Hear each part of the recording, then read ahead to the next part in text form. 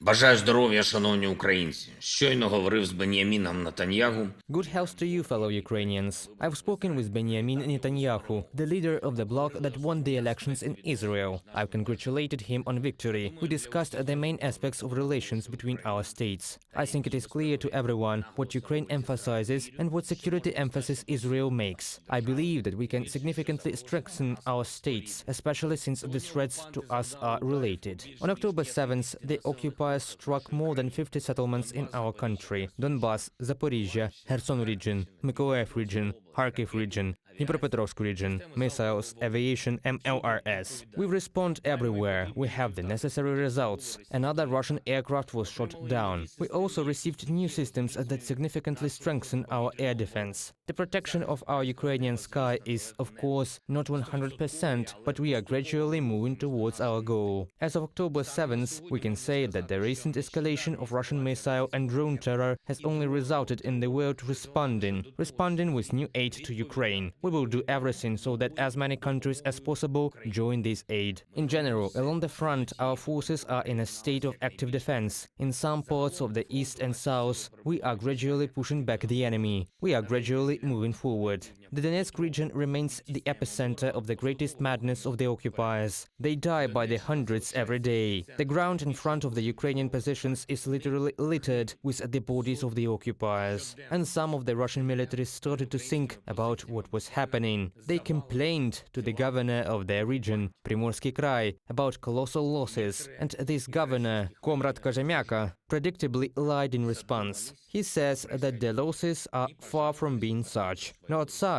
And what kind are they? From Vladivostok to Pavlovka, Donetsk region, it is more than 9,000 kilometers. But he is sure that the losses are not such. The governor probably can better see from there how many soldiers from his region are sent for slaughter and in what way. Or he was simply ordered to lie, ordered from Moscow. This is how the order to lie about Russian losses crosses thousands of kilometers. And even the bodies of most of those killed will not be brought back to some Vladivostok. But I am sure that Governor Kazhemyaka will come out and explain why not everyone arrived, not everyone from those not such returned. You can avoid this not by complaining to some whims, but by your own position. And not in telegram, but in public. Not by a complaint, but by a fierce protest. Not somewhere under the blanket, but on the streets, against those in Moscow. Or by surrendering to Ukrainian captivity. This is how you can survive as well. Decisions regarding some Ukrainian enterprises were announced on October 7th.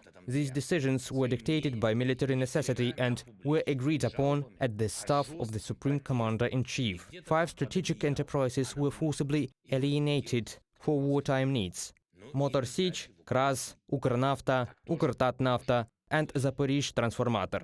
Some of them hardly worked. Now all of them will work for defense. This is the repair and production of equipment, provision of the defense forces, and restoration of our infrastructure, a complex task that can be accomplished only through the system of military state management. I do not rule out other similar decisions either. I delivered an important international address on October 7th, Climate Summit in Egypt, a very significant event, a very representative gathering, dozens of state leaders and heads of government. The main thing for us is to inform the world about the ongoing Russian aggression, about the destabilizing influence that Russia exerts. When the world is focused on combating war, energy and food crisis, the destruction of customary international relations, the climate agenda is clearly suffering, and the destruction of the climate cannot somehow be put on hold. Therefore, anyone who is serious about the climate agenda should also be serious about the need to immediately stop Russian aggression, restore our territorial integrity, and force Russia into genuine peace negotiations. Into such negotiations, which we have repeatedly proposed, and to which we always receive insane Russian responses with new terrorist attacks, shelling or blackmail.